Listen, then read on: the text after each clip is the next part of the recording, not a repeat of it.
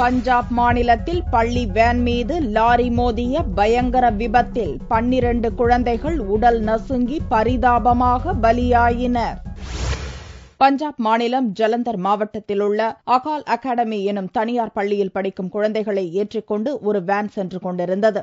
லம்ப்ரா நகர் அருகில் உள்ள ஜாகிரா கிராமத்தின் அருகில் வேன் சென்றபோது செங்கல் ஏற்றிக்கொண்டு அசுர வேகத்தில் வந்த லாரி பயங்கரமாக மோதியது. இதில் வேன் சுக்கு நூறாக நொறுங்கியது. 12 குழந்தைகள் பரிதாபமாக பலியாயினர். வேன் டிரைவரும் உயிரிழந்தார். அக்கம் பக்கத்து கிராமத்தினரும் போலீசாரும் விரைந்து வந்து மீட்பு பணிகளில் ஈடுபட்டனர். குழந்தைகள் சிலர் பலத்த காயத்துடன் ஜலந்தர் மருத்துவமனையில் சேர்க்கப்பட்டனர்.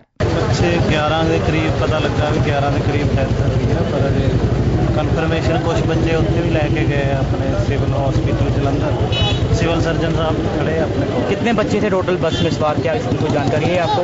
अजय पता कर रहे हैं. अजय कुछ टोटल 17 के करीब. कौन सा स्कूल था, कहाँ पर जा रही थी बस?